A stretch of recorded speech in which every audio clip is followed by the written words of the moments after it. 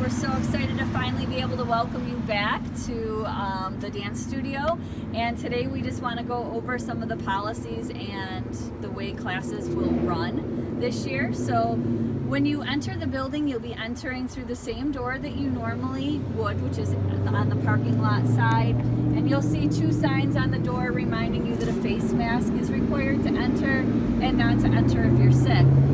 We're hoping that most students will be dropped off and will enter the building by themselves, but for our younger students, if a parent feels that they do need to accompany their child into the studio, we're asking that just one parent come in with them, leave all siblings in the car or at home so that we can decrease our congestion. So I'm going to put my face mask up and we're going to enter in.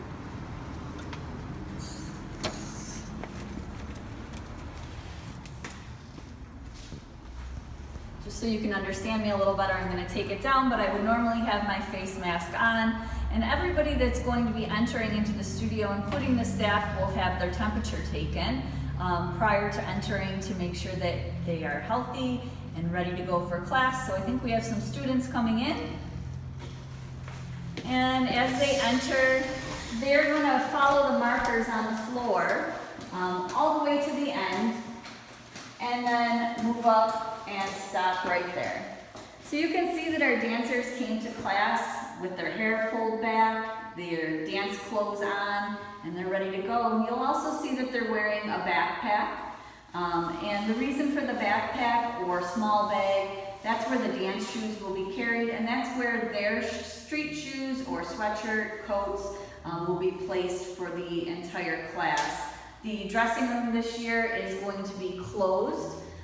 So everything that you come in with will have to go into that bag. Once we are ready, the teacher or assistant will call the students forward. They will move forward one step at a time and keep coming. So we're going to bring Mackenzie up to the first dot, and she's going to get her temperature taken. All right, take your shoes off. So at this time, we're going to ask her to take her shoes off and pick them up. And she's going to walk into the studio. You'll see at this time that there are more dots to follow on the floor. We'll have teachers and assistants directing them where to go, but the general idea is that the first student in will take the furthest dot. She's going to sit down on the floor. She's going to get her dance shoes out of her bag. And then she's going to put her other shoes into the bag. It might be a good idea to have a small plastic bag, a Walmart bag, in their backpack or dance bag so that they can put their shoes, especially if it's rainy. We don't want their dirty shoes touching their coat. Kenzie's shoes are brand new, so she doesn't have a bag today. So she's going to put her stuff back in the bag and then stand up, and she'll wait on that spot right there. So again, we'll have teachers and people supervising to make sure that especially our little ones are staying on their dot, socially distanced apart, while the rest of the class is coming in. So here comes another student. She's having her temperature taken. She passed inspection, so she's coming in with her shoes in her hand, walking down, and she'll come to the next available spot, which would be right here. And she's going to do the same thing. She's going to sit down, she's going to put her dance shoes on, and put her other belongings into the bag for the class. So as the students are arriving, we're asking them to get here about 5 to 10 minutes prior to the start of their class, but not any sooner than that because we won't be ready for them. 5 to 10 minutes prior to class, they will come in, they'll be waiting here, and the class that was before them will be dismissed. We will not allow this class in until that class is completely dismissed and out. So once everybody's out and we're ready to go in, the students will then follow the opposite direction, coming down, and she's going to wait there, and then she'll move up to the next spot until they get to our sanitizing station. Madison's going to use hand sanitizer. She's going to rub it in, and then I'm going to allow her to head to the dance floor. Just walk slowly. Go ahead, Mackenzie. Okay, great. So we're coming in. Madison's now heading down to the cubbies over there, which is where the belongings will go. So we're gonna have the students come this way when they come in and kind of follow this line. Go ahead, Madison, put your bag in a cubby. We'll keep them distanced as they're walking in and putting their bags into a cubby. And then Madison's gonna come to this square here. We'll let the students know which square they're gonna head to until they get used to the routine here. So you can see our studio is now marked with 6 by 6 foot squares on the floor. We are able to have 15 6 by 6 foot squares, so 15 students per class.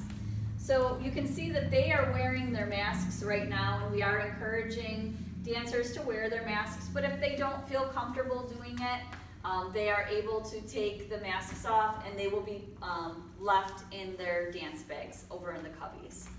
So we start our classes just like we always do in the center floor. The teacher will maintain the mask on for the entire class, and we'll be dancing up in this area. So we do our center floor stretches. Sometimes we do some work in the middle of the floor, and then most of the time our students will begin to move across the floor with their combinations. So in the past, the way we've done that is we've sent all of our students to the ballet bar, and then they would come out 3 at a time to move across the floor.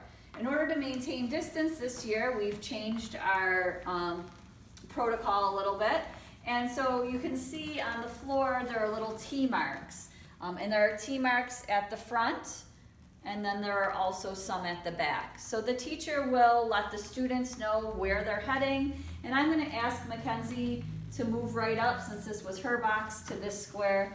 We're gonna pretend that Madison was stretching and dancing in this square here, and so I would have her head to the closest T mark right there. Okay? So now the first 2 dancers, which were probably the dancers that were in these boxes right here, are gonna line up to head across the floor. There's a T down here the dancer 1 stands on, and a T right here that dancer 2 stands on. So we'll be moving across the floor 2 at a time this year, and once this group begins to dance, our dancers will all move up to the next T. So I'm gonna dance across the floor, and when I get to the end of the floor here, I turn to the side that I came from, and I will stand on that T. Madison and Mackenzie keep moving up until it's finally their turn, and then come on out.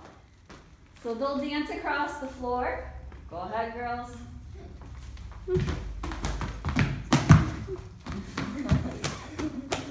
And when they get to the end of the floor, they're gonna turn, and they're gonna stop right there.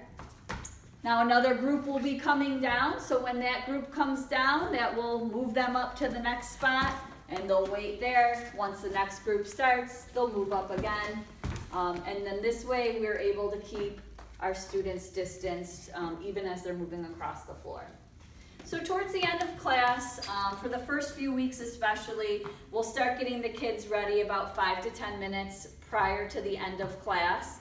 And I forgot about the ballet bars, so let me just back up for a minute. The ballet bars for our ballet students, or sometimes even the other classes use them, are also marked with red tape spots that are 6 feet apart. So we will keep them distanced. Obviously, we can't have 15 people at the bar. We'll do it in sections or groups while the other students are working in the middle of the floor. So back to dismissal. As I was saying, for the first few weeks, we'll probably be dismissing or getting students ready for dismissal 5 to 10 minutes prior to the end of class, just to keep everything running smoothly. And once everybody, feels comfortable with the way things are working, we'll be able to stretch the class closer to that full hour. So let's say our dancers now, I'm gonna dismiss them over to their cubbies 1 by 1 to grab their bags. So Madison, you can go first.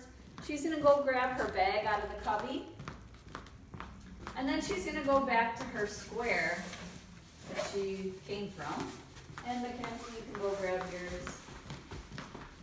So once the students get back to their square, we're gonna ask them to sit down, and they're gonna remove their dance shoes and put them in their bag.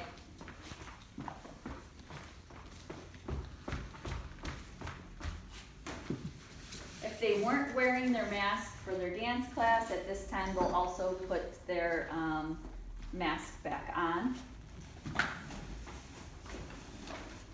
And parents this year will be picking up their students from our Buffalo Street exit, which is over here. So again, we ask that the parents arrive 5 to 10 minutes prior to the end of class time and be waiting outside ready to pick up your student.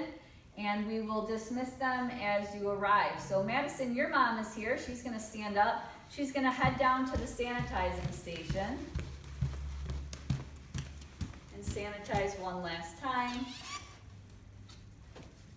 And then she'll come over here to put her shoes on. It's best, especially while the weather is still nice, if you have flip-flops or something that slips on nice and easy. It'll cut down on the time that we have to wait here. And Madison's mom's here, so we're gonna dismiss her for the week and she's gonna head out.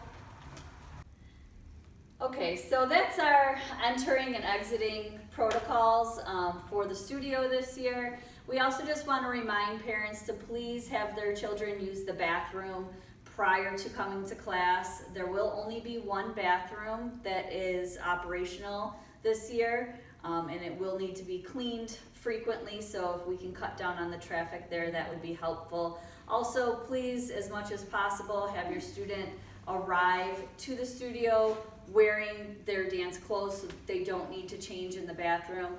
The dressing room area is also closed for the time being. We will not be using that at all this year, as we have in the past. So once the class is dismissed, the teacher will then sanitize areas, the bars, acro classes will sanitize the mats, doorknobs.